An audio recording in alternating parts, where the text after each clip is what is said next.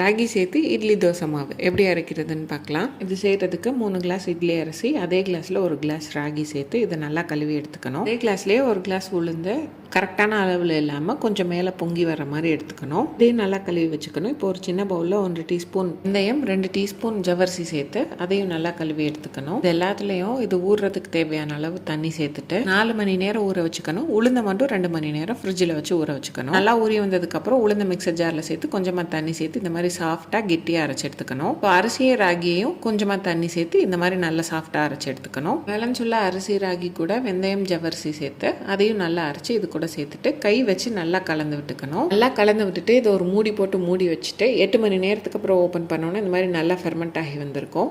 இது நல்லா மிக்ஸ் பண்ணி விட்டுட்டு நமக்கு தேவையான அளவு மாவு மட்டும் தனியாக எடுத்துட்டு அது கூட உப்பு, பேக்கிங் சோடா, தண்ணி சேர்த்து இட்லி மாவு கன்சிஸ்டன்சிக்கு கொண்டு வந்துக்கணும். இட்லி பாத்திரத்தில் எண்ணெய் தடவிட்டு தேவையான அளவு மாவு ஊற்றி 8லேருந்து 10 நிமிஷம் வேக வச்சு எடுத்தோம்னா ராகி இட்லி ரெடி. இதே மாவு வச்சு தோசையும் செஞ்சுக்கலாம். டீட்டெயில் ரெசிபி லாங் வீடியோவில் இருக்குது, வேணும்னா செக் பண்ணி பாருங்கள். வீடியோ பிடிச்சிருந்தா லைக் பண்ணிவிட்டு ஃபாலோ பண்ணிக்கோங்க.